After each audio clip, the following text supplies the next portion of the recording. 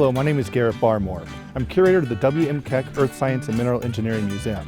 And today we're in a very special episode in Virginia City, Nevada.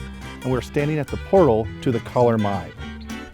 Today we're joined by two special guests, Michael Mackay, the great-great-grandson of John Mackay, and Gregory Crouch, author of the new biography of John Mackay, The Bonanza King. Well, let's head on inside. Great.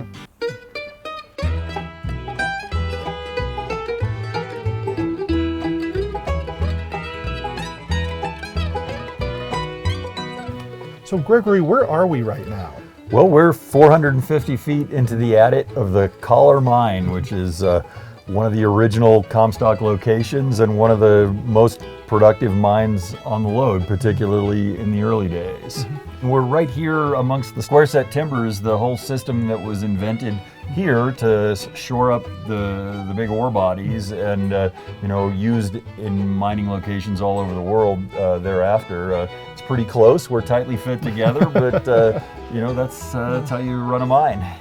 Typically, weren't these square sets used to support much larger spaces as the ore got excavated? Yeah, that's right. Some of the Comstock ore bodies were absolutely gigantic compared to what miners had encountered before that, and these stopes would be as wide as, say, 170 or 200 feet wide, maybe 600, 800 feet long, and up to 400, 500, 600 feet tall, filled with this gigantic beehive of timbers to hold the stopes open. It's pretty hard to find a tree that's older than 1860 in the Tahoe Basin because they're all down in these mines. So it's actually quite comfortable underground right now. It's very nice temperature and very clean air.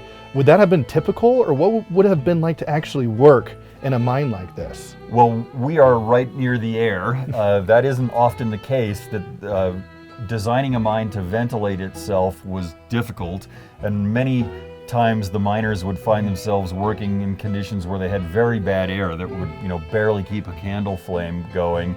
And as you got deeper in the Comstock mines, the temperature rose. By the time they were working at the 2,800 foot level, 3,000 foot level, they were working in conditions where it was, say, 135 degrees at the drift face in super foul air, and the whole walls of the stopes were oozing hot water, which would steam on the ground and further foul the air.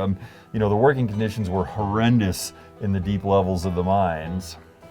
And yet they were earning extravagant $4 a day for their efforts. But it's hard to imagine that under those hot conditions, dangerous conditions, they could work for 8 continuous hours. I think they were really tough guys. And, the Comstock miners took a ton of pride in what they could do. That's the grit of being a miner. They were proud of what they could do, and rightly so. If you would like to visit the Chollar mine here in Virginia City, you can find information on their website at chollarminetours.com. Well, thank you for such a great tour of the mine. Thank you for bringing us up to Virginia City. No problem, of course. Absolute delight. Yeah.